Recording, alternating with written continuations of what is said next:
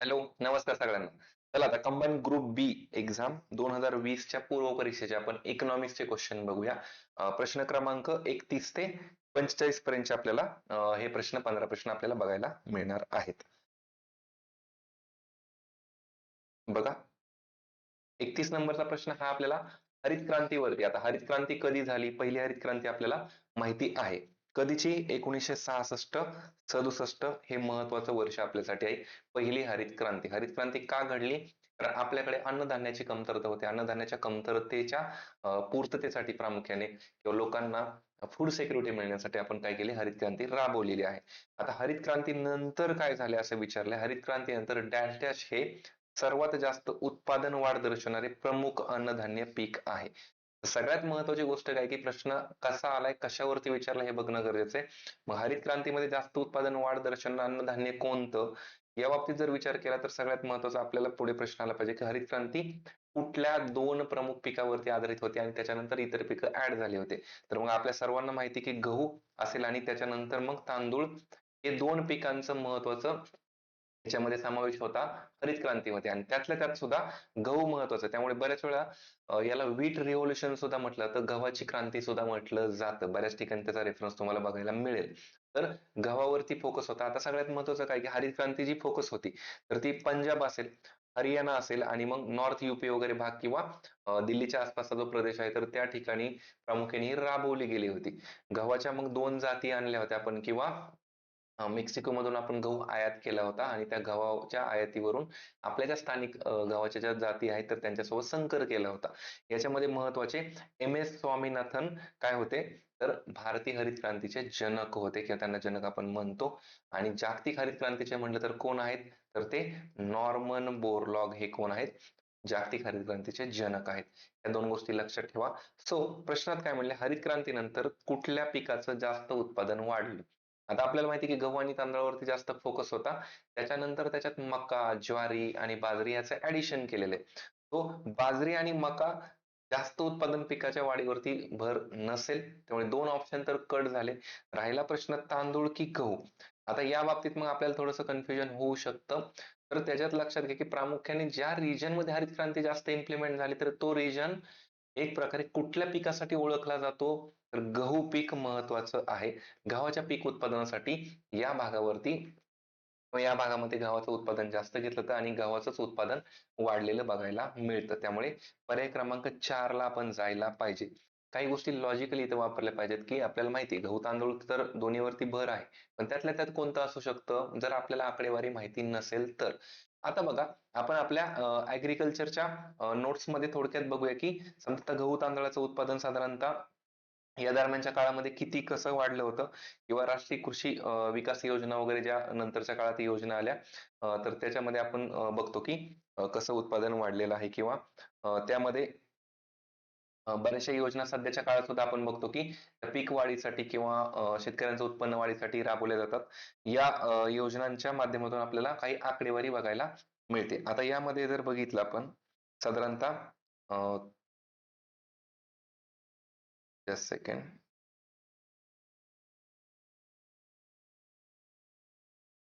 Yes. तर आपल्याकडे हरित क्रांतीच्या बाबतीत जर आपण म्हणलं तर त्याचे उद्देश वगैरे प्रामुख्याने ते बघू की उद्देश प्रामुख्याने काय होतं की कृषी उत्पादन वाढवणं गरजेचं होतं. लोकांना जे काही अन्नाचं संकट आहे तर ते दूर करणं महत्वाचं होतं.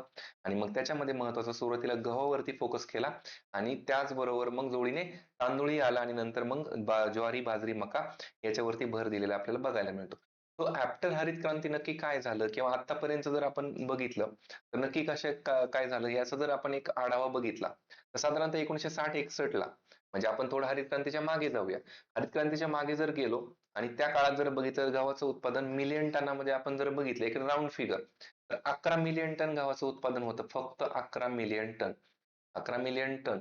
त्याच्यानंतर आपण जर बघितलं 1990-91 असेल काय आता 22-23 किंवा आता तर आपण इव्हन 24-25 ची जरी आकडेवारी बघितली तर त्याच्यात ती वाढ झालेली बघायला आपल्याला मिळेल.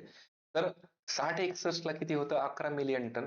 त्याचं 90-91 ला झालं 96 मिलियन टन आणि आत्ताच्या घडीपर्यंत जर म्हणलं तर 110 मिलियन टनाच्या पुढे गेलं. म्हणजे आपण जर 110च पकडलं समजा 11 वरून 110 वरती आलो म्हणजे किती पटीने वाढ झाली? इंटू 10 म्हणजे एक प्रकारे 10 पटीने वाढ झालेली आपल्याला बघायला मिळते. 10 पटीने गव्हाच्या उत्पादनात वाढ झाली मिलियन टनामध्ये. तेच जर आपण समजा तांदळाचं बघितलं तर तांदळाचं उत्पादन तेव्हा 35 मिलियन टन होतं आणि हरित क्रांतीच्या नंतर 1990-91 पर्यंत साधारणतः 107 मिलियन टन किंवा आतापर्यंत जर आपण बघितलं 135च्या पुढे गेलेलं आहे. तर मग 135 मिलियन टन. मग साधारणतः हे सुद्धा बघितलं तरी हे 4 टाइम्स किंवा 4 पटीने वाढ झाली आपल्याला बघायला मिळते. मग ह्या दोन्हींमध्ये आपण जर कंपॅरिझन केलं तर कोणाचं उत्पादन जास्त आहे? गव्हाचं उत्पादन. तो आयोग आपल्याला प्रश्न विचारताना या आकड्यांचाच आपल्याला वाक्यामध्ये प्रश्न विचारेल. कोणाचं मल्टिपल वाढलंय, कोणाचं किती पटीने वाढलं, 6 पटीने, 10 पटीने वगैरे. तर असं लक्षात ठेवायचंय. आपल्याला प्रश्नामध्ये तेच विचारलं की सगळ्यात जास्त उत्पादन कुठल्या अन्नधान्य पिकाचं आहे? तर इथं गहू आहे. असा डेटा लक्षात ठेवा. आपल्याला प्रश्नामध्ये सोपं होतं की नक्की फॅक्च्युअल मध्ये जरी काही कसा प्रश्न आला किंवा फॅक्च्युअल डेटाचा वाक्यामध्ये जरी प्रश्न आला तरी तो आपल्याला जमला पाहिजे. ठीक आहे. नेक्स्ट क्वेश्चन बघा 32 नंबरचा. 32 मध्ये म्हणले की नरेगा किंवा राष्ट्रीय ग्रामीण रोजगार हमी कायद्याबाबत आपल्याला विचारलेलं आहे. म्हणजे आपण त्याला आता काय म्हणतो की मनरेगा. तर ही मनरेगा योजना आहे तर त्याचा कायदा कधी अधिनियमित झाला हे महत्वाचे. आता एक लक्षात घ्या योजनावरती प्रश्न येतात पण आयोगाचा भर त्या सरसकट सगळ्या योजनांवरती राहत नाही. कुठल्या योजनांवरती राहतो की ज्या फ्लॅगशिप स्कीम आहेत. आता फ्लॅगशिप स्कीम कोणाला म्हणायचं आपण की ज्या मोठ्या योजना आहेत की ज्याचा इम्पॅक्ट हा लार्जर पीपल वरती खूप मोठ्या लोकसंख्येवरती पडतो आणि ज्याच्यामधून खूप मोठा हेतू साध्य होतो आणि जी योजनेने एक प्रकारे लोकांच्या जीवनमानामध्ये मोठा बदल घडवून आणलेला असतो. जसं सध्याच्या काळामधले आपण म्हणलं तर समजा जनधन योजना असेल किंवा प्रधानमंत्री कृषी सिंचाई योजना असेल, फसल बीमा योजना असेल, तर ह्या योजना महत्वाच्या आहेत. तर त्या आपण केल्या पाहिजेत. तशी रोजगारामधली नरेगा योजना महत्वाची. आता ही नरेगा योजना कशी सुरू झाली? तर संपूर्ण ग्रामीण रोजगार योजना आणि कुठली? तर national food work for food for work national food for work programme जो 2004 चा आहे. 2004 चा आणि 2001 असेल फक्त एकदा क्रॉस चेक करू आपण की संपूर्ण ग्रामीण रोजगार योजना जी आहे संपूर्ण ग्रामीण रोजगार योजना या दोन योजनांचं मिळून काय झालेलं आहे की नरेगा योजना सुरू झाली. नरेगा योजना सुरू कधी झाली तर 2006 ला. 2006 ला ही योजना सुरू होण्याच्याही आधी त्याचा महत्वाचा कायदा करण्यात आला आणि तो कायदा कधी करण्यात आला तर तो 2005 मध्ये करण्यात आला. सो सप्टेंबर 2005 इथं उत्तराचा ऑप्शन आहे. बघा आता नरेगा योजना आपल्याला माहिती असेल की 2005-6 च्या दरम्यान काहीतरी एवढं तरी माहिती पाहिजे आपल्याला. एक्झॅक्ट तर आपल्याला वर्ष माहितीच पाहिजे की कारण फ्लॅगशिप स्कीम आहे ना तर त्याची आपल्याला डेट्स वगैरे माहिती पाहिजे.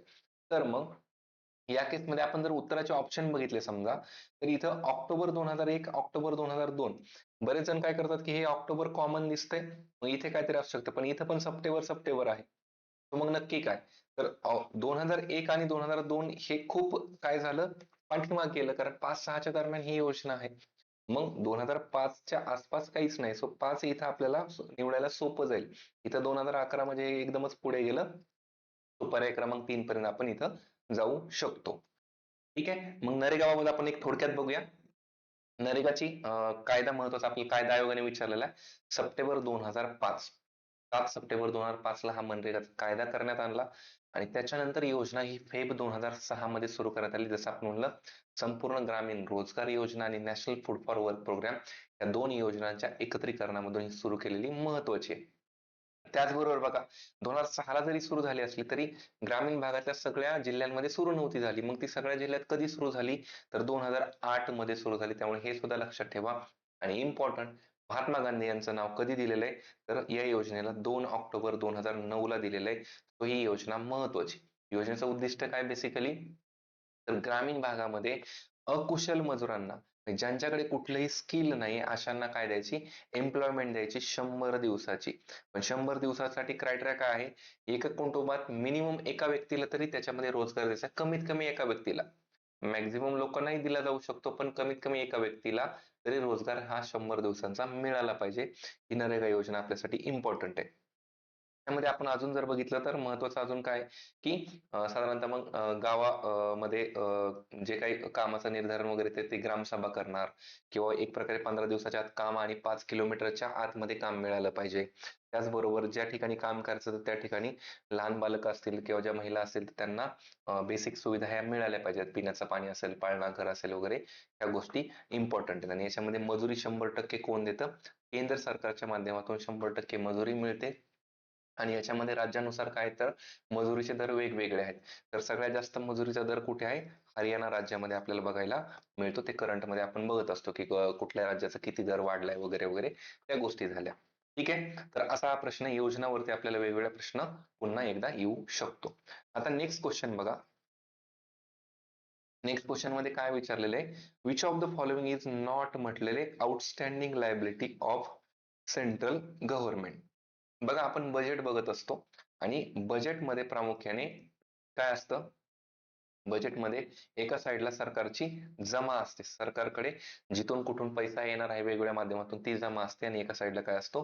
खर्च असतो, की कुठे कुठे सरकार खर्च करणार आहे. मग त्याच्यात महसुली खर्च, भांडवली खर्च आपण बघत असतो. आता इथं काय विचारलेलं आहे की खालीलपैकी कोणती केंद्र सरकारची थकीत देयता नाही? थकीत देयता म्हणजे काय? थोडक्यात आपण कोणाकडून तरी काहीतरी घेतलं आणि ती थकलेलं आहे. सपोज आपण बँकेकडून लोन घेतलं. लोन आपल्याकडे काय एक प्रकारे बँकेचं देणं आहे, म्हणजे आपण बँकेला रिटर्न करायचं असतं ते. तो ते एक प्रकारे थकलेलं देणं असतं आपल्याला द्यायचं, किंवा आपण कोणाकडून तरी उसने पैसे घेतले, कुठल्या संस्थेकडून काही घेतलं, तर एक प्रकारे काय झाली? ती थकीत देयता झाली. आणि त्यापैकी कोणतं नाही असं विचारलेलं आहे. मग आपण एक एक ऑप्शन क्रॉस चेक करायचं आणि बघायचं की नक्की कोणतं असू शकतं किंवा नसू शकतं त्याच्यामध्ये. आता यामध्ये बघा अंतर्गत कर्ज म्हटले. आता त्याच्यात नावातच कर्ज दिलेलं आहे, तर ती थकलेलं असणारच आहे, किंवा ती एक प्रकारे काय असणार आहे? पर्टिक्युलर पिरियड मध्ये आपल्याला ते रिटर्न करायचं आहे. म्हणजे काय असणार आहे की ते आपल्याला शेवटी देणं आहे, ती शेवटी आपली काय आहे? लायबिलिटी आहे, देयता आहे. त्यामुळे ही काय तर देयतेचा भाग असणार आहे. आपल्याला कोणतं नाही असं विचारले, तर हे उत्तराचा भाग असेल का? नाहीये. पुढे परत बघा काय म्हणले? मार्केट लोन्स किंवा बाजार कर्ज. अगेन त्याच्यात नावातच कर्ज आलेलं आहे. तो मार्केटमधून जे काही कर्ज उचललेलं असेल केंद्र सरकारने, मग भले एखाद्या बँकेकडून कर्ज घेतलं असेल किंवा एखाद्या व्यक्तीकडून घेतलं असेल, समजा सरकारने अंबानीकडून कर्ज घेतलं, तर तो सुद्धा एक प्रकारे लायबिलिटीचा भाग येईल. आपल्याला अगेन कोणतं नाहीये, कोणती लायबिलिटी नाहीये हे विचारलेलं आहे. तो ऑप्शन सेकंड सुद्धा काय याच्यात येणार नाहीये. नंतर बघा कोशागार विपत्रे किंवा त्याला आपण ट्रेझरी बिल्स म्हणतो किंवा टी बिल्स म्हणतो. आता हे जे टी बिल्स असतात तर त्याच्यामध्ये एक प्रकारे काय पर्टिक्युलर पिरियडचे हे ट्रेझरी बिल्स जारी करून त्याच्या बदल्यात एक प्रकारे पैशाचं ट्रान्झॅक्शन केलं जातं. म्हणजे हा सुद्धा एक प्रकारे काय झाला तर तुमच्या लायबिलिटीचा भाग झाला. म्हणजे हे सुद्धा एक प्रकारे कर्जाचं स्वरूप आपण त्याला म्हणू शकतो किंवा त्याची ती देणी आपण म्हणू शकतो. त्यामुळे हा सुद्धा एक प्रकारे काय आहे थकीत देयता नाहीये याच्या या कॅटेगरीत येणार नाही, तर ती देयता असणार आहे. त्यामुळे 3 नंबर ऑप्शन पण गेला. राहिला प्रश्न चौथा ऑप्शन बघा आता विदेशी मदत. आता नेहमी लक्षात घ्या केंद्र सरकारला जेव्हा पैशाची कमतरता भासते तर सरकार आधी प्रायोरिटी कशाला देते? मदतीला देते. त्यालाच आपण एड म्हणतो किंवा एक प्रकारे त्याला आपण अनुदाने सुद्धा म्हणू शकतो. म्हणजे सरकार काय करतं? समजा वर्ल्ड बँकेसारखी एखादी बँक आहे किंवा मग IMF असेल, यांच्याकडनं एखादी मदत जर मिळत असेल, तर मदत शेवटी काय ती मदत आहे, ते काय देणं घेणं नाहीये. म्हणजे एखाद्याला आपण मदत केली तर ती मदत रिटर्न मागतो का? किंवा कुठल्या आपत्तीजनक परिस्थितीमध्ये समजा एखाद्या ठिकाणाला आपण मदत केली, काही लोकांना मदत केली किंवा सरकार मदत करत असतं, सरकार ती रिटर्न घेतं का? मदत केली म्हणजे विषय संपला, तिथं त्यांना त्या परिस्थितीमधून बाहेर येण्यासाठी आपली मदत असते. तो ही मदत काय असते तर रिटर्न द्यायची का? रिटर्न द्यायची नाहीये. तो याचा अर्थ काय? ती थकणारी गोष्ट नाहीये. थकणारी म्हणजे एक प्रकारे ती लायबिलिटी नाहीये, थकीत देयता नाहीये. परकीय मदत आली आली संपला विषय. आता परकीय मदतीचा ऑप्शन सरकार आधी बघत असतं, आणि जर ही परकीय मदत नाही मिळाली तर मग त्याच्यानंतर आपण काय करतो की परकीय कर्जाला प्रायोरिटी देतो, कारण परकीय कर्ज काय असतात? स्वस्त असतात. आणि जर परकीय कर्ज जरी नाही मिळालं तर मग सरकार काय करते तर अंतर्गत कर्जांना प्रायोरिटी देते. अंतर्गत कर्ज थोडीशी महाग जातात. तर सरकारचे हे टप्पे ठरलेले आहेत. तर हे नाही तर ते नाही तर ते, अशा प्रकारे सरकार मदत घेत असते. आणि फॉरेन एड किंवा त्याला आपण विदेशी मदत म्हणतोय, तर ही कुठलीही लायबिलिटी नसते किंवा कुठलीही थकलेली देयता नसते. आपल्याला प्रश्नामध्ये काय विचारलं हे लक्षात घ्या, फॉरेन एड. त्यामुळे आता इथं हा प्रश्न कुठल्या टॉपिक मधून आलाय आपल्याला, तर आपली पब्लिक पॉलिसी आपण त्याला म्हणतो किंवा सार्वजनिक वित्त आपण त्याला म्हणतो किंवा आपल्याला सरकारची नीती आपण किंवा राजकोषीय नीती वगैरे म्हणतो. तर ह्यामध्ये आपल्याला प्रश्न पुन्हा पुन्हा येऊ शकतात की साधारणतः सरकार मग तूट भरून काढण्यासाठी काय करते, तुटीचा अर्थसंकल्प कसा असतो किंवा तुटीचे अर्थ भरण्याची कारण काय आहे, त्याचे परिणाम काय होऊ शकतात, असे प्रश्न आपल्याला येऊ शकतात. तर हे कर्जांच्या टप्प्यांमध्ये लक्षात घ्या आपले. ठीक आहे. तर असा हा प्रश्न क्रमांक 33 झाला. पर्याय क्रमांक 4 त्याचं उत्तर आपण काढू शकतो आणि ऑप्शन आपण एलिमेंट कसे करतो ह्यावरती लक्ष घ्या. म्हणजे त्यावरती आपली प्रायोरिटी असली पाहिजे. ठीक आहे. आता बघा 34 नंबरचा क्वेश्चन. 34 नंबरच्या क्वेश्चन मध्ये काय म्हटलेलं आहे की 14 वित्त आयोगाने, आता 14 वित्त आयोग आपल्याला माहिती पाहिजे, 14th फायनान्स कमिशन, अध्यक्ष कोण आहेत, म्हणजे कोण होते, वाय व्ही रेड्डी त्याचे अध्यक्ष होते. 15वेचे लगेच आपल्याला आठवले पाहिजेत. 15वेचे कोण होते, एन के सिंग होते. आता 16 वित्त आयोग सुद्धा स्थापन झालेला आहे. 16 वित्त आयोगाचे कोण आहेत, तर अरविंद पनगारिया त्याचे अध्यक्ष आहेत. आयोग आपल्याला यावरती प्रश्न विचारते. आता इथं प्रश्न काय विचारलेला आहे, थोडासा वेगळा विचारलाय बघा. त्याला 14 वित्त आयोगाने राजकोषीय जबाबदारी आणि अंदाजपत्रक व्यवस्थापन, त्यालाच आपण FRBM कायदा म्हणतो. FRBM कायदा म्हणजेच काय, fiscal responsibility and budget management act. म्हणजे फिस्कल रिस्पॉन्सिबिलिटी म्हणजे आपला जो राजकोष आहे, सरकारचा जो एक प्रकारे पैशाच्या बाबतीतला खर्च आणि जमेचा जो काही देवाणघेवाणीचा ओव्हरऑल भाग आहे, तर त्याचं आणि ओव्हरऑल बजेटच्या मॅनेजमेंटच्या संदर्भातला एक कायदा आहे. आणि या कायद्याला खालीलपैकी कोणता पर्याय सुचवला असं विचारलंय. म्हणजे 14वा वित्त आयोग आहे आणि त्या वित्त आयोगाने काहीतरी शिफारस केली. कशाच्या बद्दल केली, तर FRBM कायदा. FRBM कायदा कधीचा आहे, 2003 चा कायदा, 2004 ला तो लागू झाला. सगळ्यात महत्वाचं लक्षात घ्या की हा कायदा आला का, याचं कंटेंट आपल्याला माहिती पाहिजे, आपण वाचलेलं असतं. आपल्याकडे बघा काय होतं की आपण जेव्हा बजेट मांडतो, म्हणजे सरकार बजेट मांडतं, तेव्हा बजेट मांडताना सरकार अगेन काय करतं की किती जमा आपल्याकडे होऊ शकते आणि आपल्याकडून किती खर्च होऊ शकतो. सपोज जर सरकारकडनं 100 रुपये खर्च होणार आहे, तर सरकारकडे जमा पण साधारणतः तेवढी आली पाहिजे. जर नाही आली तर प्रॉब्लेम काय होतो, सपोज सरकारकडे 80 रुपये जमा झाले, म्हणजे वेगवेगळ्या टॅक्स वगैरे याच्या माध्यमातून, याचा अर्थ काय झालं, 20 रुपयाचा लॉस झाला. म्हणजे 20 रुपये काय झाला, आपली एक प्रकारे तूट झाली. म्हणजे आपल्या बजेटमधली तूट आपल्याला बघायला मिळते. आता तुटींचे वेगवेगळे प्रकार आहेत आपल्याला माहिती. मग त्याच्यामध्ये बजेटरी तूट किंवा अर्थसंकल्पीय तूट किंवा राजकोषीय तूट. आता राजकोषीय तूट ही आपली जास्त असते. पण का जास्त असते, कारण दरवेळेस अशी ही जी तूट होते, तर ही तूट भरून काढण्यासाठी आपण काय करतो, कर्ज घेत असतो. म्हणजे आपल्याकडे बजेट मांडण्यासाठी आता काय केलं जातं, जर आपल्याकडे आता खर्च 100 रुपये होणार आहे आणि 80 रुपये जमा होणार आहे, मग बजेट मांडताना सरकार असं मांडतं का, की खर्च 100 आमचा आहे आणि जमा आमच्याकडे 80 होणार आहे. मग एक प्रकारे सरकारची ती निगेटिव्हिटी आपल्याला दिसेल की अरे सरकारकडे पैसा नाहीये, ओव्हरऑल इकॉनॉमीची अवस्था तिथं आपल्याला निगेटिव्ह दिसू शकते. यासाठी सरकार काय करते, तर आपल्याकडे एक प्रकारे समतोल बजेट आपण मांडत असतो. समतोल म्हणजे काय, एक प्रकारे बॅलन्स किंवा एक प्रकारे ही जी तूट असते, तर अर्थसंकल्पीय तूट आपण काय दाखवतो, झिरो दाखवतो.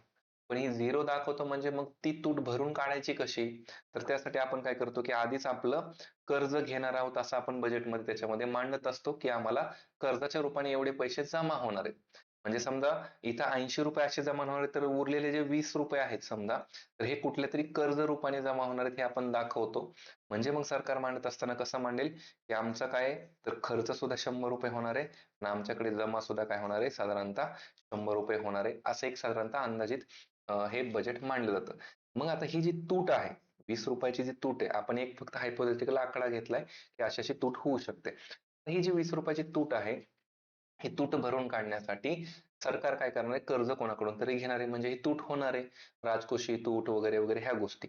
तर मग आपली तूट जी आहे, ओव्हरऑल फिस्कल डेफिसिट, राजकोषीय तूट किंवा त्याच्यामध्ये पण आपल्याकडे प्रायमरी डेफिसिट, प्रायमरी डेफिसिट की जे आपण कर्ज घेतोय तर त्याला आपण प्रायमरी डेफिसिट म्हणतो. त्या कर्जावर परत व्याज आपल्याला भरावं लागतं. मग कर्ज प्लस व्याज म्हणजेच आपली फिस्कल डेफिसिट किंवा राजकोषीय तूट. आता ह्या तुटीचं प्रमाण वाढत जातं किंवा महसुली तूट आपली जास्त होते, महसुली खर्च वाढतो, महसुली जमा आपल्याकडे कमी होते. तर ह्या तुटींचं प्रमाण कमी करणं, सरकारवरती कर्जाचा ताण कमी होऊ देणं, सरकारच्या ओव्हरऑल ह्या व्यवहारामध्ये पारदर्शकता आणणं, या सगळ्या गोष्टींना मॅनेज करण्यासाठी किंवा त्याला कंट्रोल करण्यासाठी आपण FRBM कायदा आणलेला आहे. ह्या FRBM कायद्यानुसार आपण काय केले, की आपली तूट कमी करण्याचे प्रयत्न केले.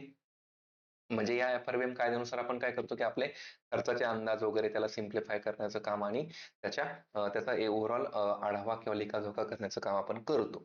आता ह्या कायद्याला मग त्याची इफेक्टिव्हनेस तेवढा नसल्यामुळे किंवा त्याला इफेक्टिव्हली अजून करण्यासाठी 14 वित्त आयोगाने एक वेगळी शिफारस केली आणि ती शिफारस कोणती केली, हा प्रश्नाचा भाग झाला.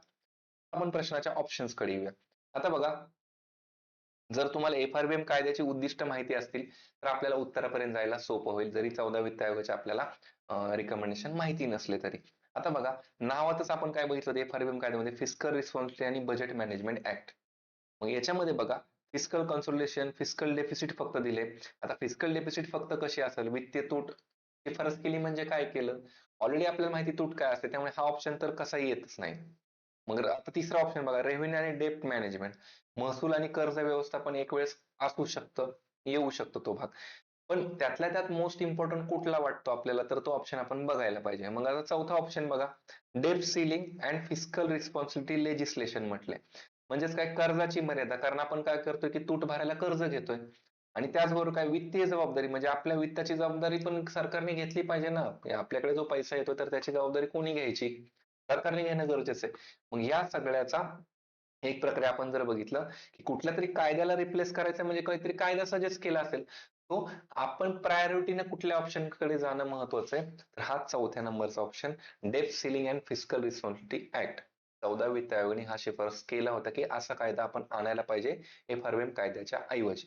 तर लक्षात घ्या की आपण उत्तरापर्यंत ऍटलीस्ट कसं जातोय, कसे ऑप्शन विचारत येतोय हे बघा. आता आपल्याला FRBM कायद्याच्या साठीचे इम्प्लिमेंटेशन साठीचे आपल्याकडे काही या बाबतीतले काही केले होते की टास्क फोर्स किंवा एक प्रकारे टास्क ग्रुप नेमलेले होते, त्याला आपण कार्यगट म्हणतो. तर त्यांच्या शिफारसी किंवा त्यांच्या एक प्रकारे कार्यप्रणालीचा आपल्याला गोष्टी लक्षात घ्याव्या लागतील त्या. ठीक आहे, तर ते तुम्ही करणं अपेक्षित आहे. येस. पुढचा क्वेश्चन बघा, आता वन लाइनर मध्येच होता, पण थोडासा फॅक्च्युअल मध्ये आणि थोडासा कन्फ्युजिंग क्वेश्चन होता की नक्की कुठल्या बाबतीत भारत टॉपला आहे वगैरे वगैरे. तर भारत हा जगातील सर्वात मोठा डॅश डॅश उत्पादक देश आहे. आता हा वन लाइनर क्वेश्चन आहे. बऱ्याच वेळा काय होतं की वेगवेगळ्या उत्पादनांमध्ये भारताचा रँक हा खालीवर होत असतो. कधी आपण 1 नंबरला, कधी 2 नंबरला किंवा कधी 3 नंबरला, तर हे होत राहतं. पण त्यातल्या त्यात महत्वाचं म्हणलं तर बघा, ताग दिले, लोह, सिमेंट आणि साखर दिलेले. ताग, लोह, सिमेंट आणि साखर. आता याच्यामध्ये जर ओव्हरऑल आपण बघितलं तर तागाच्या बाबतीत भारत हा पहिल्या नंबरला राहिलेला आहे किंवा टॉपला राहिलेला आहे. तर तागाच्या बाबतीत जर भारत टॉपला आहे, तर आपल्याला स्टील, सिमेंट वगैरे इथं तर आपल्याला जायला काही पॉइंटच नाही. ऍक्च्युली स्टील आणि सिमेंट मध्ये जर बघितलं तर चीन 1 नंबरला आहे, त्यामुळे चीनचाच रँक इथं आहे. त्याच्यामध्ये आपण सेकंडला आहेत किंवा काही काही डेटानुसार आपण मग त्याच्याही खाली आहेत. पण जो काही ऑथेंटिक डेटा मी पाहिला तर त्याच्यानुसार भारत या याच्यामध्ये सध्याच्या घडीला म्हणलं तर आपण सेकंड नंबरला आहोत स्टील आणि सिमेंट मध्ये, टॉप तर नाहीये. त्यामुळे हे दोन ऑप्शन तरी आपले कट व्हायला पाहिजेत, कारण जागतिक लेवलला स्टील आणि सिमेंटचं, इव्हन तुम्ही आयात निर्यातीमध्ये सुद्धा बघा की आपला स्टील आणि सिमेंटचा कुठेही वरती रँक राहत नाही. म्हणजे आयातीचा भाग सोडाच, निर्यातीमध्येच आपल्याला बघायला पाहिजे, कारण ज्या गोष्टींचं आपण उत्पादन घेतो तर त्याचाच तो निर्यातीमध्ये भाग राहू शकतो. पण कपडे उत्पादन वगैरे किंवा आपल्याकडे टेक्सटाईल वगैरे, तर त्याचा बराचसा वाटा राहिलाय. तर त्याच्यामध्ये मग ज्यूट किंवा तागाचा मोठ्या प्रमाणात वाटा राहतो. तो तागामध्ये आपण 1 नंबर. त्याचबरोबर आपण जर बघितलं तर मिल्क मध्ये सुद्धा, मिल्क प्रोडक्शन मध्ये सुद्धा आपण 1 नंबरला आहोत, हे लक्षात घ्यायचंय. त्याचबरोबर आपण जर म्हणलं की म्हणजे स्पायसेस असतील, त्याच्यामध्ये आपण मसाल्याचे पदार्थ वगैरे म्हणतो किंवा एक प्रकारे इतर काही घटक आहेत ज्याच्यामध्ये आपण अगेन प्लस मायनस होतो, पण मिल्क महत्वाचं आहे, तिथं आपण 1 नंबरला आहोत. आता राहिला प्रश्न साखरेबाबत, तर साखरेमध्ये फर्स्ट कोण आहे, तर फर्स्ट आहे ब्राझील. ब्राझील 1 नंबरला आहे, त्याच्यामध्ये आपण सेकंड नंबरला आहोत. भारत हा सेकंडला आहे. तर अशा काही गोष्टी आपल्याला रॅन्डम फॅक्च्युअलचा भाग आहे, तर त्या विचारल्या जातील. आता आपल्याला कृषी टॉपिक आहे किंवा इंडस्ट्री टॉपिक आहे सिलेबसला, तर त्याच्या अनुषंगाने प्रश्न येतात. त्यामुळे मग आपल्याला जे मेन मेन घटक आपल्या वाचनात आले तर मग ते आपण करायला काही हरकत नाहीये त्यामध्ये. येस. हा 35 नंबरचा, म्हणजे पुढे जाऊन आपल्याला विचारतील किंवा कॉटनच्या बाबतीत काय आहे किंवा चहाच्या बाबतीत किती आहे किंवा मग आपल्याला याच्या बाबतीत मिल्कच्या बाबतीत किती आहे हे विचारलं जाऊ शकतं. ठीक आहे. येस. आता बघा 36 नंबरचा क्वेश्चन. 36 नंबरच्या क्वेश्चन मध्ये आपल्याला सिंपल लॉजिकल काही गोष्टी आहेत त्या आपल्याला बघायच्या. काय म्हटले अगेन, 1950-51 ते 2013-14. आता हा पेपर कधीचा आहे, 2020 मध्ये आलेला आहे. आपल्याला तुम्हाला 2013चं काही माहिती असणं किंवा मग 2050 ते सॉरी 1950-51 ते साधारणतः त्या काळातलं एक्झॅक्ट त्याच पिरियड मधलं माहिती असावं असं पण काय आपल्याला गरजेचं नाहीये. आयोगाने प्रश्न देताना आकडा दिलाय काहीतरी म्हणून आपण काहीतरी घाबरणं, प्रश्न अटेम्प्ट न करणं असं करायचं नाहीये. प्रश्न व्यवस्थित वाचायचा आणि आपलं काही लॉजिक तिथं लावतंय का तिथं बघायचंय. आणि लॉजिक अगेन कशावरती असतं, आपल्या कंटेंट वरती असतं. सो कंटेंट वरती बिलीव्ह ठेवायचा.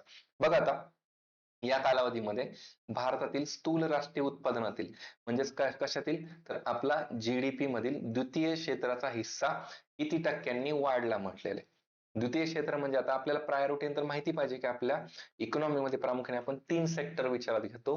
त्याच्यामध्ये चौथा, पाचवा किंवा चतुर्थ आणि पाचवं क्षेत्र आपण त्याला पुढे वाढवतो. पण सगळ्यात महत्त्वाचा पहिला कोणता आहे? ऍग्रीकल्चरचा भाग आहे. दुसरा कोणता आपण म्हणतो की इंडस्ट्री आहे आणि तिसरा आहे सर्व्हिस सेक्टर. आता ऍग्री, इंडस्ट्री, सर्व्हिस याचा जर वाटा बघितला स्वातंत्र्याच्या वेळेस किंवा त्याच्या नंतरच्या काळात, जो इनिशियली ज्याचा वाटा जास्त होता त्याचा आता कमी झालेला आहे. म्हणजे कृषीचा सुरुवातीला वाटा जास्त होता तो आता कमी झालाय. त्याच्या बदल्यात सर्व्हिस सेक्टरचा वाटा वाढलाय. पण जो इंडस्ट्री सेक्टर होता तर त्याच्यात खूप असा मेजर चेंज नाही झाला. थोडाफार चेंज झालाय पण असा बल्कमध्ये चेंज नाही झाला. आणि आपल्या प्रश्नामध्ये द्वितीय क्षेत्र विचारले म्हणजेच आपल्याला इंडस्ट्री बद्दल विचारलेलं आहे. तो इन जनरल तुम्हाला माहिती असायला पाहिजे की स्वातंत्र्याच्या वेळेस किंवा या कालावधीमध्ये ऍग्रीकल्चरचा वाटा हा 50% पेक्षा जास्त होता. ऍग्रीकल्चरचा वाटा हा 50% पेक्षा जास्त होता. आणि मग उरलेल्या 50% मध्ये आपण जर म्हणलं किंवा त्याच्यापेक्षाही कमी, मग थोडा वाटा हा सर्व्हिसचा आणि थोडा वाटा इंडस्ट्रीचा होता. आणि सध्याच्या घडीला सुद्धा तुम्हाला इन जनरल माहिती पाहिजे आत्ताच्या घडीला की 50% पेक्षा जास्त वाटा, इव्हन अराउंड 54-55% हा वाटा कोणाचा आहे? तर सर्व्हिस सेक्टरचा आहे. सर्व्हिस सेक्टरचा वाटा आहे आणि त्याच्यामध्ये मग कृषीचा साधारणतः 17-18% वाटा आहे आणि मग उरलेला वाटा हा इंडस्ट्रीचा आहे. तर हे रफली तुम्हाला माहिती पाहिजे. एक्झॅक्ट पॉइंट नाही माहिती हरकत नाहीये, पण हे इन जनरल तुम्हाला माहिती असणं अपेक्षित आहे. आता मग प्रश्नाकडे आपण जर आलो आणि याच्यामध्ये 50-51 ते आणि 13-14 ते जर याचा विचार केला तर बघा आता 16.6 ते 26.2 हा ऑप्शन असू शकतो. आपल्याला आधी इलिमिनेशन करायचंय. ऑप्शन तुम्ही जेवढे इलिमिनेट करता तेवढं तुम्हाला सोपं जाऊ शकतं. यामध्ये बघा आता आपण जर वन बाय वन बघितलं म्हणजे हा ऑप्शन 16.6 ते 26.2 असू शकतो. कारण का रिमेनिंग आपण जर सध्याच्या गोष्टीला 26% जर कन्सिडर केला आणि तेव्हाच्या गोष्टीला जर 16 पॉईंट कन्सिडर केला तरी पण ते लागू होऊ शकतं. दुसरीकडे बघा इथं म्हणले 30.6 ते 59.2 म्हणजे 59.2% हा 2013-14 मध्ये असं म्हटलेलं आहे. हा कसाही होऊ शकत नाही तिथं. सर्व्हिस सेक्टर मेजर आहे आपला साधारणतः 50%च्या पुढे. तर मग तिथं इंडस्ट्रीचा वाटा कसाही जाईल 59%. त्यामुळे 2 नंबर ऑप्शन कसाच येणार नाहीये. मग त्यानंतर 3 मध्ये या 16.9 ते 36.2 अगेन 36.2 आत्ताच्या घडीला इव्हन 2012-13 ची गोष्ट असू द्या, इव्हन आता 24-25 ची 25-26 ची गोष्ट असू द्या, तर तेव्हा तो 36% इंडस्ट्रीचा वाटा गेलेलाच नाही. कारण सर्व्हिस सेक्टरचाच वाटा 50% प्लस कृषीचा साधारणतः 17-18% आणि मग त्याच्यामध्ये तो कुठेतरी 30% अराउंड राहतो इंडस्ट्रीचा. म्हणजे एक्झॅक्ट 36% लाही जात नाही. आणि इथं सुद्धा तुम्ही आलात तर इथे सुद्धा 36% ला आपल्याला कसंच जाता येत नाही. मग राहिला एकच ऑप्शन आपल्याकडे. एक ऑप्शन म्हणजे पर्याय क्रमांक 1 16.6 ते 26.2. भले तुम्हाला पॉईंट मधलं एक्झॅक्ट माहिती नसेल तरी चालेल पण ऍटलीस्ट गेस असू द्या ना की 30%च्या पुढे नाहीये किंवा तो 20%च्या आत पण नाहीये. नक्की कुठल्या रेंज मध्ये आहे हे आपल्याला माहिती पाहिजे. सो इथं 1 नंबर ऑप्शनला आपण जातो. म्हणजे आता समजा आयोगाने आपण पुढे जाऊन प्रश्न विचारलाच की साधारणतः 2024-25 पर्यंत म्हणजे 1950-51 पासून ते 24-25 पर्यंत नक्की सर्व्हिसचा वाटा कसा वाढलाय, कृषीचा वाटा कसा कमी झालाय, या बाबतीत सुद्धा प्रश्न आला तरी आपल्याला तो सोडवता आला पाहिजे. आपण जर समजा एक थोडक्यात रिसेंटची आकडेवारी बघू कशाची आपल्या सेक्टर्सची. तर सेक्टर्सच्या बाबतीत आपल्याला एक थोडक्यात अंदाज येऊन जाईल. तुम्ही ते नोट करून घेऊ शकता. यामध्ये बघा साधारणतः आपल्याकडे सेक्टर वाईज जर बघितलं आपल्याला जर करंट प्राइसेस नुसार म्हणजे आपण त्याला मार्केट प्राइसेस म्हणतो त्यानुसार जर आपल्याकडे सेक्टर वाईज जर वाटा बघितला तर तो किती आहे जीडीपी मध्ये तर यामध्ये बघा तर सर्व्हिस सेक्टरचा वाटा 54.93% म्हणजेच अराउंड किती तो 55% मार्केट प्राइसला आत्ताच्या. ऍग्रीकल्चरचा वाटा 17.54% म्हणजेच तो किती झाला 18% झाला आणि इंडस्ट्रीचा 27.3 म्हणजे आपण राऊंड फिगर त्याला 27% पकडूया. मग हे जर 27% आहे म्हणजे मग 36% वगैरे जो काही 13-14चा डेटा आयोगाने दिला तर तो कसाही संबंध येत नाही. कारण 10-12 वर्षाच्या काळात एवढं पर्सेंटेज मध्ये वाढ किंवा कमी असं काही विशेष होत नाही. फक्त ते सर्व्हिस आणि आपल्याला ऍग्री मध्ये बघायला मिळतं दोन्हीमध्ये. ऍग्रीचा वाटा सुरुवातीला जास्त होता तो सडनली आपण शिफ्ट झालो आणि आपल्याकडे एलपीजी नंतर सर्व्हिस सेक्टर हे खूप वाढलं. सो सर्व्हिस सेक्टरचा वाटा आपला वाढलेला आहे. तर ह्या काही गोष्टी आहेत इम्पॉर्टंट आपल्याला लक्षात ठेवायच्या आहेत. ठीक आहे. येस. आता बघा आपण पुढच्या क्वेश्चन कडे जाऊया. आपला 37 नंबर क्वेश्चन आहे. बघा या क्वेश्चन मध्ये काय म्हटलेलं आहे की तेंडुलकर समितीनुसार 2011-12 मध्ये भारतातील दारिद्र्य रेषेखालील लोकांचे प्रमाण किती होतं, लोकसंख्येचं प्रमाण किती होतं. सगळ्यात महत्वाचं बघा, तेंडुलकर समिती असेल किंवा रंगराजन समिती असेल, तर या गोष्टी आपल्या पॉवर्टी मध्ये खूप महत्वाच्या आहेत. आयोग आपल्याला इथं फिरून फिरून प्रश्न विचारते आणि त्यातल्या त्यात म्हटलं तर 11-12 हे वर्ष या दोन्ही समित्यांच्या बाबतीत आपल्याला महत्वाचं आहे. मग तेंडुलकर समितीच्या बाबतीत म्हटलं तर आपल्याला हे अगेन आकडे पाठ पाहिजेत, काही गोष्टी माहिती पाहिजेत तर माहितीच पाहिजेत, पण त्यातल्या त्यात सुद्धा मग अगेन एलिमिनेशन जर आपण गेलो तर बघा की 42.9% आणि 37.2% हे 11-12 तेंडुलकर समितीचं नाहीच आहे. नाही म्हणजे नाहीच आहे. याला काही वेगळं लॉजिक वगैरे काहीच संबंध नाही, कारण आपल्याला माहिती पाहिजे की कुठेतरी 20% ते 30% दरम्यान कुठेतरी तो आकडा आहे, त्यामुळे पुढे आपण जाणं नाहीच आहे. रंगराजन समितीचे आकडे थोडे तेंडुलकर समितीपेक्षा जास्त आहेत, पण तेंडुलकर समितीचे साधारणतः 29% हे कधी होते, 9-10 सालीचे, आणि त्याच्यामध्ये आपल्याला 11-12 मध्ये आपल्याला 21.9% हा डेटा मिळतो. त्यामुळे हा प्रश्न सुद्धा अगेन अवघड जात नाही, फक्त आपण त्याला डिफिकल्ट करून नाही घ्यायचं. आपण डिफिकल्ट केलं तर मग मात्र प्रॉब्लेम होऊ शकतो. जर आपण पॉवर्टी मध्ये आलोच, जर आपण जर बघितलं तेंडुलकर समिती आणि यानुसार डेटा जर बघितला, समजा आपण रंगराजन समितीच्या बाबतीत जर आपण डेटा पाहिलाच, तर आपल्याला हे 11-12 वर्षच महत्वाचं आहे. 11-12 वर्षामध्ये जर म्हणलं तर रंगराजन समितीनुसार आपल्याकडे 29.5% एवढं दारिद्र्य होतं. 29.5 हा रंगराजन समितीनुसार आहे. आणि त्याच्यामध्ये सुद्धा आता पुढे प्रश्न येईलच आपल्याला अजून एक, की ग्रामीण भागामध्ये 32 रुपये पर डे लागणार होते एखाद्या व्यक्तीला, जर आपण म्हणू की दारिद्र्य रेषेच्या वरती जगायचं असेल तर, किंवा बीपीएल न व्हायचं असेल तर, किंवा त्याला डेली त्याचे जे काही एक्सपेन्सेस आहेत तर ते भागवण्यासाठी. आणि शहरी भागामध्ये 47 रुपये पर डे आवश्यक होते रंगराजन समितीनुसार. आणि तेंडुलकर समितीच्या बाबतीत जर आपण बघितलं तर आपल्याला एकूण दारिद्र्य जे आपण म्हणतो की 11-12 साली किती होतं ते 21.9%, त्याच्या आधी ते 29.8, आणि त्याच्या आधी ते आधी म्हणजेच 2004-5 ते 37.2%. म्हणजे इथं जे प्रश्नामध्ये दिले ना 37.2%, हे कधीचं दारिद्र्य, 2004-5चं दारिद्र्य तेंडुलकर समितीनुसार. आणि साधारणतः 29% हे 9-10च आहे, आणि त्याच्यामध्ये मग पुढे 21.9% आपल्याला बघायला मिळतं. तर हे अशा बाबतीत आपल्याला इथे लक्ष ठेवा. आणि तेंडुलकर समितीनुसार आपण डेलीच्या बाबतीत जर बघितलं की किती रुपये खर्च करण्यासाठी लागत होते, तर हे 26 रुपये ग्रामीण भागाचे लक्षात ठेवा आणि शहरी भागाचे 32 रुपये. आपल्याला हे सुद्धा घटक प्रश्नामध्ये विचारले जाऊ शकतात. हा डेटा एक मोजका त्याच्यामध्ये ऍड करून घ्या. बाकी बराचसा डेटा आहे ऑलरेडी तुम्ही केलेले, तर ते तुम्हाला एकत्रित करता येऊ शकतं त्यामध्ये. तर नेक्स्ट क्वेश्चन बघा. नेक्स्ट क्वेश्चन अगेन सोपा आहे आणि आपल्या इम्पॉर्टंट टॉपिक वरती आपल्याला दरवेळेस यावर क्वेश्चन येतो. तो म्हणजे काय, राष्ट्रीय लोकसंख्या धोरण 2000. आता हे धोरण कधीच आहे, सेकंड पॉप्युलेशन पॉलिसी आहे आपली, अति महत्वाचं. याच्यामध्ये 3 टार्गेट महत्वाचे होते. एक होतं इमिजिएट टार्गेट, दुसरं होतं मध्यावधीचं टार्गेट किंवा त्याला आपण इंटरमिजिएट टार्गेट म्हणतो, आणि एक होतं लॉंग टर्मचं टार्गेट. तर याच्यामध्ये परत काही टार्गेट्स, उप टार्गेट्स होते, ज्यावरती आयोग आपल्याला फिक्स क्वेश्चन येतो, दरवेळेस आपल्याला क्वेश्चन विचारले जातात त्यामध्ये. आता बघा, राष्ट्रीय लोकसंख्या धोरणचं तात्कालिक किंवा ताबडतोबचं उद्दिष्ट कोणतं होतं, याबाबत प्रश्न आपल्याला विचारलाय. तात्कालिक किंवा ताबडतोबचं उद्दिष्ट कोणतं होतं. आता इमिजिएट उद्दिष्ट ठेवलेले, मग इमिजिएट उद्दिष्ट हे काय असू शकतं. लोकसंख्या धोरण, एक तर लोकसंख्या एवढी वाढत होती, मग लोकसंख्येला कंट्रोल करण्यासाठी प्रामुख्याने आपल्याला काय आवश्यक असणार आहे, ते गरजेचं आहे. तर यामध्ये ऑप्शन बघा, आरोग्याच्या पायाभूत सुविधांच्या गरजांची पूर्तता करणं आणि मूलभूत प्रजनन आरोग्य सुविधा उपलब्ध करून देणे. म्हणजे कोणत्याही लोकसंख्येला सगळ्यात इमिजिएट गरज काय असेल की आरोग्याच्या बेसिक सुविधा, म्हणजे समजा हॉस्पिटल नसतील तर हॉस्पिटल बांधणं असेल, हॉस्पिटलमध्ये समजा ज्या ठिकाणी काही बेसिक सुविधा, डॉक्टरची उपलब्धता असेल किंवा मग इतर मेडिसिन्स वगैरे ह्या गोष्टी, तर त्या इमिजिएट पुरवणं हे तातडीचं उद्दिष्ट होतं कोणाचं, सेकंड पॉप्युलेशन पॉलिसीचं. त्याचबरोबर बघा, सेकंड ऑप्शन जर आपण बघितला, म्हणजे सेकंड विधान जर बघितलं तर एकूण प्रजनन दर हा बदली दराच्या पातळी इतका कमी करणे. म्हणजेच काय म्हणले, to lower the total fertility rate to the replacement level. आता हा टोटल फर्टिलिटी रेट काय आहे, एखाद्या महिलेच्या आयुष्यामध्ये ती एकूण ज्या बालकांना जन्म देते तर त्यांचं एक प्रकारे ऍव्हरेज काढलं जातं, तर ते 2.1 पर्यंत आपल्याला अचीव्ह करायचं होतं. पण हे याचं उद्दिष्ट कधी ठेवलं, आता मला सांगा, 2000 साली लगेच पॉलिसी आणली आणि लगेच इमिजिएट साध्य झालं असं होणार आहे का, त्याला पर्टिक्युलर टाइम जाणार आहे. मग तो टाइम काय, पॉलिसीनुसार आपल्याला हा 2010 पर्यंत अचीव्ह करायचा होता.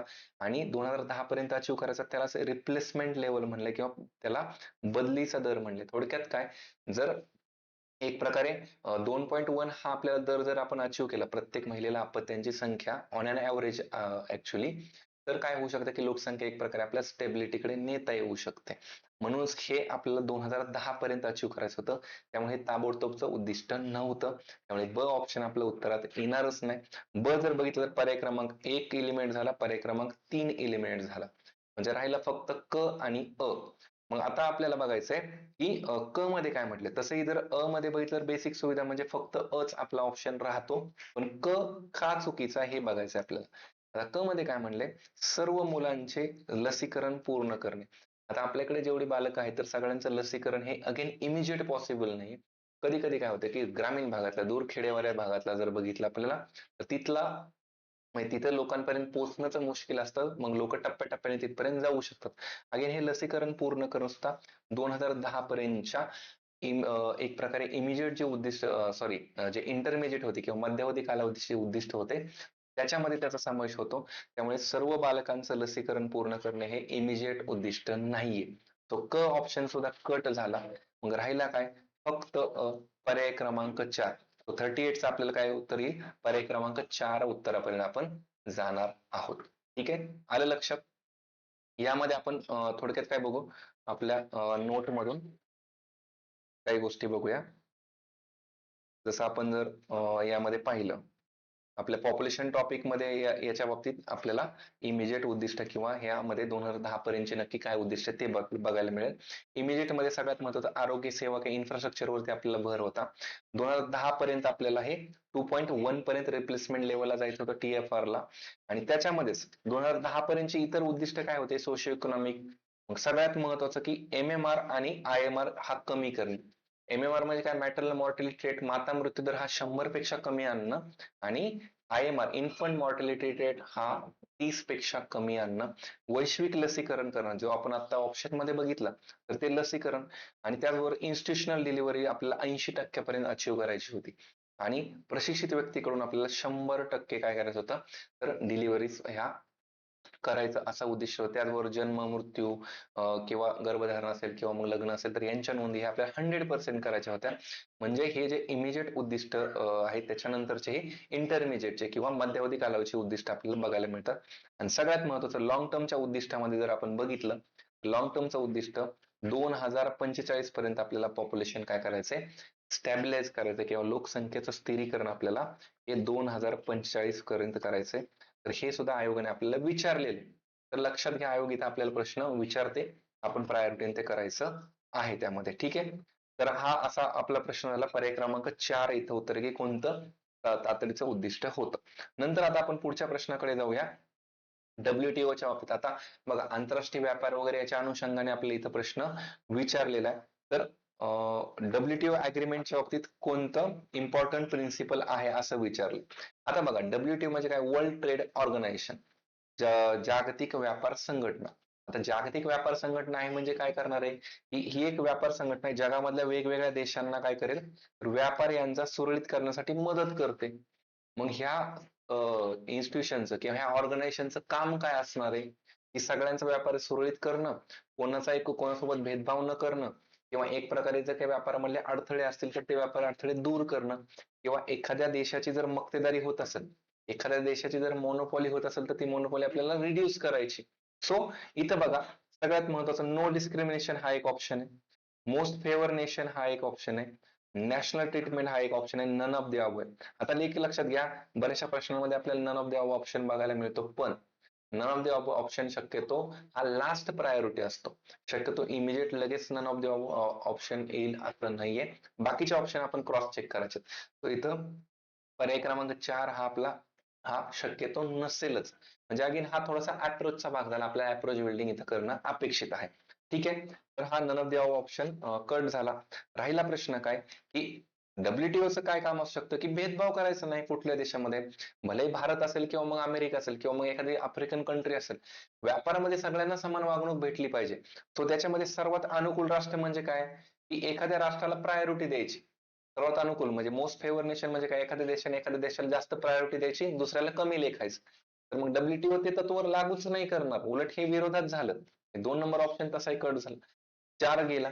राष्ट्रीय वागणूक म्हणजे काय, की मग नॅशनल ट्रीटमेंट म्हणजे काय, मग जे देशाचे एकमेकाला ज्या प्रकारे ट्रीटमेंट देईल तर त्या प्रकारे, किंवा मग ज्या देशांचे चांगले संबंध आहेत किंवा त्याच्यामध्ये काही रिजनल ऑर्गनायझेशन येतील, तर यामध्ये सगळ्यात महत्वाचं प्रिन्सिपल काय आहे, कुठल्या तत्वावर आधारित आहे, तर कुठलाही भेदभाव नाही. आपण जर WTOच्या बाबतीत जर बघितलं तर सगळ्यात महत्वाचं स्थापना आपल्याला विचारली जाऊ शकते, की स्थापना कधीची, 1 जानेवारी 1995 ची. त्याच्यामध्ये मग सदस्य किती, 164. फक्त रिसेंटचा आकडा एकदा बघून घ्यायचा की सदस्य संख्या किती, एखादं वाढलं असेल वगैरे. आपल्या ह्या नोट्स आपल्या लास्ट टाइमच्या होते, की आपण लास्ट टाइमच्या मेन्स मध्ये ते घेतलेलं आहे. तर यामध्ये सगळ्यात महत्वाचं WTOचं काम काय, तर व्यापारातले अडथळे दूर करून मुक्त व्यापाराला चालना देणे आणि व्यापार वाढवणे, रोजगाराच्या संधी निर्माण करणे. सो जागतिक लेवलला सगळ्यांना एका लेवलला घेऊन जाणं हे इम्पॉर्टंट उद्दिष्ट आपल्याला याच्यामध्ये पाहायला मिळतं. ठीक आहे. WTO वरती आपल्याला पुन्हा एकदा अशा टाईपचा क्वेश्चन येऊ शकतो. आता बघा 40 नंबर क्वेश्चन आहे हा आपला. 40 नंबर क्वेश्चन मध्ये काय विचारलेलं आहे, की ऍग्रीकल्चर बेस आहे, म्हणजे आपल्याला ऍग्रीकल्चरचा टॉपिक आहे सिलेबस मध्ये, त्यावरती क्वेश्चन. राष्ट्रीय कृषी विकास योजना ही 11व्या पंचवार्षिक योजनेच्या काळात सुरू केली. आता इथं सलग 3 स्टेटमेंट दिले, तर आपल्याला कोणतं चूक आहे असं विचारले. आता एक लक्षात घ्या, अगेन कोणतं चूक आहे असं जेव्हा विचारले, तर इथं बघा तिन्ही विधानात चूक आहेत असा एक ऑप्शन आहे. शक्यतो असा ऑप्शन उत्तराचा भाग होत नाही, किंवा तिन्ही ऑप्शन दिले तर ते तिन्ही चुकवलेत हे खूप रेअर मध्ये होतं.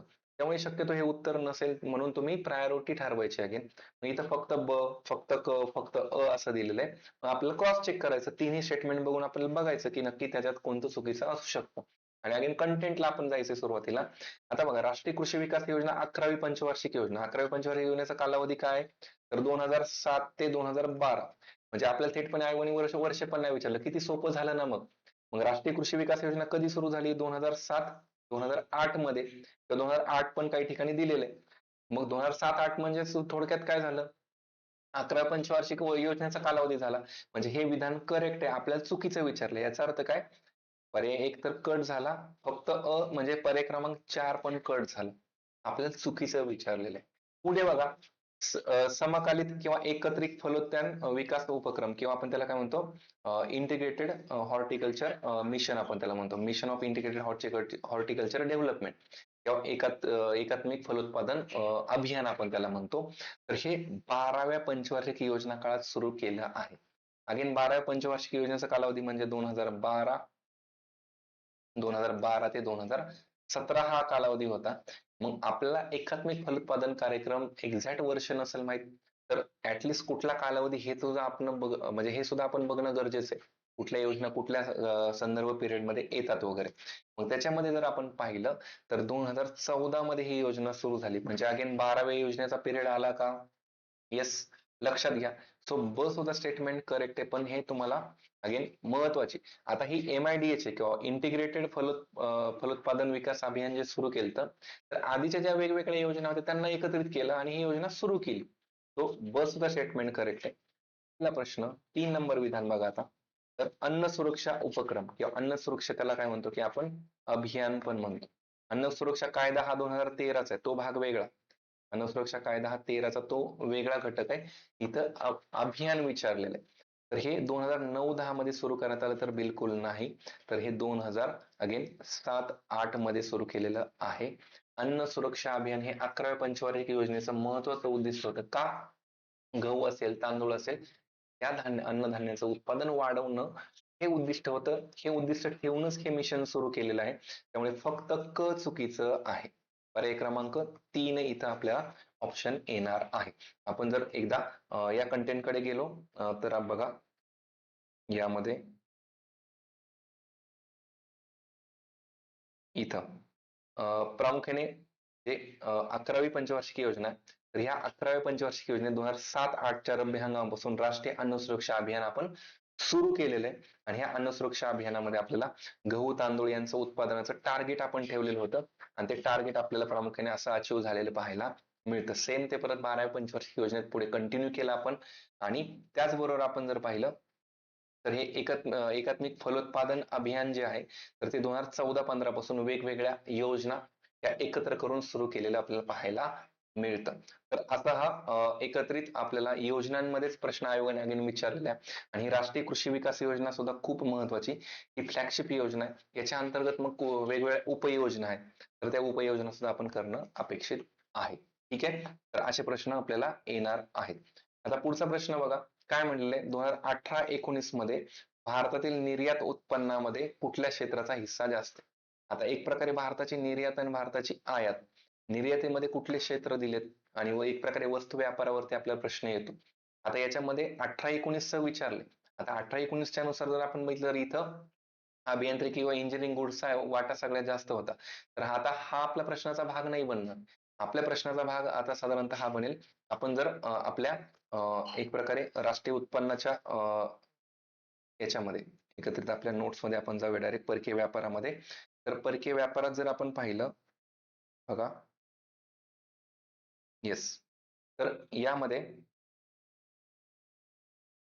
निर्यातीमध्ये जर आपण एकत्रित बघितलं की आपल्या कुठल्या गोष्टींची आपण निर्यात जास्त करतोय, तर याच्यामध्ये पेट्रोलियम प्रोडक्ट जे आहेत, तर पेट्रोलियम प्रोडक्शनचा आपण सर्वाधिक जास्त काय करतोय किंवा पेट्रोलियम उत्पादनांचा आपण सर्वाधिक निर्यात करतोय.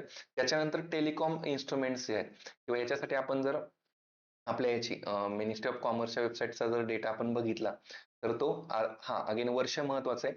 फायनान्शियल इयर जर समजा आपण 2024-25 चा जर डेटा बघितला तर या 24-25च्या डेटामध्ये आपल्याला एकत्रित किमतीनुसार वस्तूंच्या जर निर्यातीमध्ये आपण जर बघितलं तर सगळ्यात जास्त एक्सपोर्ट जर आपण पाहिलं तर हा पेट्रोलियम प्रोडक्ट्स आहे. पेट्रोलियम प्रोडक्ट सगळ्यात जास्त आहे. त्याच्यानंतर मग टेलिकॉम इन्स्ट्रुमेंट्स आहेत किंवा आपण सेम जर आपण इम्पोर्ट मध्ये बघितलं, इम्पोर्ट मध्ये क्रूड ऑइल जास्त आहे, पेट्रोलियम आणि क्रूड ऑइल. आणि त्याचबरोबर सगळ्यात जास्त सेकंड नंबरला हे गोल्ड आहे. पण अगेन वर्ष कोणतं आहे, तर इथं वर्ष पण नोट करा की 2024-25च्या बाबतीत आपण इथं बोलत आहोत. जर आपल्याला आयोगाने 24-25 चा जर विचारला तर हा डेटा तुमच्याकडे राहू द्या. आणि जर समजा इतर तुम्हाला जर विचारलं इतरच्या बाबतीत, मग इथं 23-24 मध्ये सुद्धा बघा पेट्रोलियम उत्पादन एक नंबरला होतं निर्यातीमध्ये आणि औषधी उत्पादन दोन नंबरला होतं. तर ह्या गोष्टी आपल्याला विचारल्या जातील. इम्पोर्ट मध्ये मात्र मग आपल्याला काही गोष्टी इथं बघायचं झालं तर मग क्रूड ऑइल आणि गोल्ड हे आपल्याला इम्पोर्ट मध्ये इथं पाहायला मिळतं, हे लक्षात ठेवायचं आहे. ठीक आहे. नेक्स्ट क्वेश्चन बघा आता. नेक्स्ट क्वेश्चन मध्ये 42 नंबर क्वेश्चन आहे, भारत निर्माण कार्यक्रमाचा कोणता भाग नाही असं विचारलेलं आहे. अति महत्वाचा आहे 2005 किंवा 2004-5 दरम्यानचा किंवा एक प्रकारे भारताच्या रुरल डेव्हलपमेंट मध्ये महत्वाचा भाग असणारा हा भारत निर्माण कार्यक्रम आणि त्याचे कुठले घटक नाहीयेत किंवा कुठला घटक नाही असं विचारलेलं आहे. एकूण त्याचे 6 घटक होते, आपल्याला माहिती पाहिजे. एक प्रकारे रस्ते आहे, रस्त्याने आपण गेलो की कुठे जाणार, घर गृहनिर्माण आहे, घरी गेलो की आपण काय लावणार, लाईट लावणार, म्हणजे वीज निर्मिती आहे किंवा म्हणजे वीज पुरवठा असेल. वीज लावली की आपल्याला एक प्रकारे पाणी आपण पिणार आहेत, पेयजल, पेयजल. आणि त्याच्यानंतर मग महत्वाचं काय आहे, दूरसंचार येईल, दूरसंचार. आणि त्याच्यानंतर मग एक प्रकारे काय असेल, तर यामध्ये सिंचनाच्या सुविधा असतील. तर हे 6 घटक आपल्याला भारत निर्माण मध्ये पाहायला मिळतात. भारत निर्माणचे 6 घटक, मग जलसिंचन आहे, ग्रामीण विद्युतीकरण, रस्ते, ग्रामीण शाळा नाहीये, कोणता भाग नाही. अगेन इथं लिहून घ्यायचं लगेच की यामध्ये आरोग्य आणि एक प्रकारे आपण त्याला शिक्षण म्हणूया, आरोग्य आणि शिक्षण सुद्धा सेपरेट लिहायचं आणि त्याला कट करायचं की हे याच्यामध्ये घटक नाहीयेत. तर भारत निर्माणच्या बाबतीत आपल्याला याच्यामध्ये विचारलं जाऊ शकतं. अगेन पुन्हा आपल्या 5 प्लॅनच्या याच्यामध्ये सुद्धा आपण जर बघितलं, 5 प्लॅन आपण बघत असताना एकंदरीत आपण त्याची एक जी क्रोनॉलॉजी ओव्हरऑल बघतो. इथं आपण येस 9व्या 5 प्लॅन मध्ये जर आलो तर आपल्या इथं भारत निर्माण पाहायला मिळेल किंवा किमान मूलभूतच्यासाठी प्रयत्न केलेले गेलेले बघायला मिळतील. सॉरी 9व्या नाही, 10व्या 5 प्लॅन मध्ये हा 2005-6 लक्षात घ्या. तिथं 4-5 म्हटलं असेल तर 2005 मध्ये सुद्धा थेटपणे आपल्याला असा प्रश्न येतो की 2005च्या नुसार नक्की काय आहे वगैरे. तर एकत्रित लक्षात ठेवा की 2005 पेयजल, गृहनिर्माण, सिंचन, रस्ते, विद्युतीकरण, दूरसंचार खूप महत्वाचं. अगेन भारत निर्माण आयोगाचं फेवरेट राहिलेलं आहे. पुन्हा प्रश्न येईल. आणि ह्या ज्या बाकीच्या पंचवार्षिक योजना तर त्यांच्यामध्ये हे नावं वगैरे किंवा कशा कुठल्या याच्यावरती भर दिला होता इथं प्रश्न येतो. भारत निर्माण मध्ये काही येणार नाही हे प्रायोरिटी लक्षात ठेवा, मग आपल्याला सोपं जातं लक्षात ठेवायला. ठीक आहे. त्यानंतर बघा पुढे पेमेंट बँकेच्या बाबतीत. आता हा पेमेंट बँकेचा तेव्हाचा जो क्वेश्चन आहे, तर हा क्वेश्चन तसा बघितलं तर कॅन्सर व्हायला पाहिजे, पण आयोगाने काहीतरी वेगळं उत्तर दिलं, त्यामुळे तुम्ही त्यावेळच्या उत्तरावरती जाऊ नका. पेमेंट बँकेची शिफारस आपल्याला कोणी केलेली, नचिकेत मोर समिती, नचिकेत मोर समिती 2013 ची समिती. तर या समितीने प्रामुख्याने ही जी शिफारस केली पेमेंट बँक म्हणजे जे छोटे व्यावसायिक वगैरे आहेत तर त्यांना बँकिंगची सुविधा देण्यासाठी प्रामुख्याने ही शिफारस केली. आता बघा पर पर्सन सुरुवातीला 1 लाख रुपयापर्यंत ठेवू शकत होता. आता हे 1 लाख रुपयाचे काय केले तर 2 लाख रुपयापर्यंत ठेवू शकतात बँकेमध्ये. आणि त्यानंतर बघा एटीएम आणि डेबिट कार्ड देण्यास परवानगी किंवा ही बँक देऊ शकते का? तर येस देऊ शकते. एटीएम कार्ड देण्यास परवानगी अगेन तेच परत विधानाचाच विधानात थोडक्यात दिलेलं आहे. तर हे सुद्धा केलं जाऊ शकतं. त्याचबरोबर बघा ही जी बँक आहे तर कुठलंही काय देत नाहीये कर्ज किंवा एक प्रकारे आपण त्याला म्हणतो क्रेडिट कार्ड हे या बँकांद्वारे दिलं जात नाही. त्यामुळे कुठलंही लोन असेल क्रेडिट कार्ड असेल तर हे दिलं जाणार नाही हे आपल्याला लक्षात ठेवायचंय. हे त्यामुळे ड विधान सुद्धा इथं करेक्ट आहे. आपल्याला योग्य विधान विचारले होते. आता इथले आपण आयोगाच्या उत्तरानुसार जात नाहीत कारण का तो तेव्हाचा भाग होता 2020च्या पेपर मधला आणि ते थोडंसं आयोगाने चुकीचं दिलेलं होतं. ठीक आहे. आता जर पेमेंट बँकेचा प्रश्न आला तर तो मात्र आपल्याला तसा लक्षात ठेवावा लागेल. येस. त्यानंतर आपण बघा पुढचा 44 नंबरचा प्रश्न आहे. 44 नंबरच्या प्रश्नामध्ये काय म्हणलेलं आहे की रंगराजन समिती आपण जसं आधीच्या प्रश्नामध्ये एकदा बोललो होतो की 11-12 ह्या वर्षासाठी ग्रामीण आणि शहरी भागाची दारिद्र्य रेषेची जी काय व्याख्या जी आपण पॉवर्टी लाईन म्हणतो तर ती पर पर्सन किती ठरवलेली किती ठरवली दरडोई आणि याच्यामध्ये पर कॅपिटा इथं म्हणलं ऍक्च्युअली त्यांनी द्यायला पाहिजे होतं की पर पर्सन पर डे किती ठरवली. आता ही मंथली ठरवायचं का नक्की कसं आपण कन्सिडर करायचं पण ठीक आहे त्यांनी रुपयात दिलंय तर आपल्याला तेवढं डे वाईज लक्षात येऊन जाऊ शकतं. तर इथं सिंपल 32 रुपये आणि 47 रुपये आपल्याला माहिती. आता एक लक्षात घ्या अगेन इलिमिनेशन साठी 32 आणि 87 हा डिफरन्स किती आहे म्हणजे शहरी भागात आणि ग्रामीण भागात हा खूपच डिफरन्स झाला ना. म्हणजे ग्रामीण पेक्षा डबल पेक्षा सुद्धा पण जास्त आपल्याला म्हणजे इव्हन ट्रिपल आपल्याला अमाऊंट तिथं बघायला मिळते शहरीमध्ये. तर हे कसंही पॉसिबलच नाही. इव्हन इथं सुद्धा बघा 31 आणि 97 अगेन ते ट्रिपल अमाऊंट झाली एक प्रकारे आणि इथे सुद्धा ही डबल पेक्षा सुद्धा जास्त झाली म्हणजे हा सुद्धा ऑप्शन इथं हा इनव्हॅलिड ठरतो. उत्तरापर्यंत पोहोचायचं असेल एक्झॅक्ट माहिती नसेल ऑप्शन एलिमिनेट करायचे आणि उत्तरापर्यंत पोहोचायचं आणि ऑलरेडी आपण आधीच्या प्रश्नाच्या वेळेस त्याचं कंटेंट बघितलेलं. आता बघा हा ऑक्सफॅमचा अहवाल आहे आणि याचा डेटा जर बघितला तर हा डेटा आपल्याला आजही कामी येऊ शकतो. ऑक्सफॅमचा ही एक आंतरराष्ट्रीय संस्था आहे ऑक्सफॅम आणि तिने काय केलं की समजा आता भारताचे सर्वात श्रीमंत 1% व्यक्ती टोटल 100% व्यक्तीपैकी फक्त 1% जर लोक शोधले अंबानी सारखे तर त्यांचा राष्ट्रीय उत्पन्नात आपल्या जीडीपी मध्ये वाटा किती किंवा नॅशनल इन्कम मध्ये आपला वाटा किती आहे तर तो म्हणजे खूप आहे. काही ठिकाणी असा मेन्शन आहे की ठीक आहे 40% पेक्षा जास्त 50% पेक्षा जास्त तर असा भरपूर आपल्याला रेफरन्स बघायला मिळेल. साधारणतः 73% वाटा असं म्हटलं जातं किंवा त्याच्या उलट जे बॉटमचे 50% लोक आहेत म्हणजे आपले लोअर साईडचे जे 50% लोक त्यांच्याकडे फक्त देशातली 3% संपत्ती 3% वाटा हा राष्ट्रीय उत्पन्न असं पण रिसेंटच्या 2025च्या रिपोर्टनुसार आपल्याला पाहायला मिळतं. तर थोडक्यात श्रीमंत लोक हे संख्येने कमीत पण त्यांच्याकडे जास्त पैसा आहे भारतातला तर असा हा रिपोर्ट म्हणतो. इव्हन हे कंटेंट आपल्याला आता सुद्धा ऍप्लिकेबल आहे जर प्रश्न समजा आलाच तसा काय आणि तसा काय स्टेटमेंट मध्ये आला रिपोर्टचा जरी आपल्याला रेफरन्स नाही आला आणि जर एक स्टेटमेंट मध्ये आला तरी पण आपण ते प्रायोरिटीने लक्षात ठेवायचंय. आता बघा ऑक्सफॅमचा जर आता 25 जर आपण रिपोर्ट बघितला 25 मध्ये काय म्हणले एक प्रकारे जे आपल्याकडे इनइक्वेलिटी जी आहे तर इनइक्वेलिटी वरती खूप त्याच्यामध्ये भाष्य केलेलं इनइक्वेलिटी वापरत आपल्याला काही कंटेंट त्याच्यामध्ये बघायला मिळते की भारतामध्ये संपत्तीचं असमान वाटप आहे किंवा एक प्रकारे दारिद्र्याच्या याच्यामध्ये किंवा एक प्रकारे पॉवर्टीची लाईन जी आहे तर त्याच्यामध्ये अजून लोक खूप पॉवर्टीमध्ये आहेत असं म्हटलेलं आहे किंवा आपल्याकडे जे कोविडच्या काळामध्ये अब्जाधीश जे लोक आहेत म्हणजे करोडोपती अब्जाधिपती आहे तर त्यांची संपत्ती जवळपास 120% वाढली वगैरे असा त्याच्यामध्ये या 25च्या रिपोर्टमध्ये आपल्याला रेफरन्स बघायला मिळतो. किंवा जे आपण म्हणलं की 50% जी जनता खालची आहे खालची म्हणजे ज्यांची संपत्ती एकदम कमी आहे तर आपण टॉप टू बॉटम असं जर एक रँकिंग लावलं तर 50% जी खालची जनता आहे त्यांच्याकडे फक्त 3% देशाची संपत्ती आहे. याचा अर्थ काय गरिबी किती लेवलची आहे हे आपल्याला या रिपोर्ट मधून पाहायला मिळतं. कोविडच्या बाबतीतलं हे झालं किंवा एक प्रकारे आपल्याकडे जे टॅक्सचं कलेक्शन आहे टॅक्सच्या कलेक्शनच्या बाबतीत काय झालं की श्रीमंत आणि गरिबांच्या बाबतीत जर विचार केला तर गरिबांना जास्त टॅक्सचा भार सहन करावा लागतो कारण का श्रीमंतांच्या एक प्रकारे त्यांच्या इन्कमच्या तुलनेत त्यांचा टॅक्सचा भार किंवा त्यांनी कर चुकवेगिरी करणं करामधून पळवाट काढणं अशा गोष्टी सुद्धा पाहण्यात आलेल्या आहेत रिसेंटच्या रिपोर्टनुसार. अशा पद्धतीने आपले हे 2020 चे ग्रुप बी चे प्रश्न आपले इथं डिस्कस करून झालेले आहेत. आपण भेटूया पुढच्या डिस्कशनच्या पुढच्या पेपरमध्ये 2021 चा ग्रुप बी चा आपण पेपर डिस्कस करूया. चालेल, इथे आपण थांबूया. Thank you very much.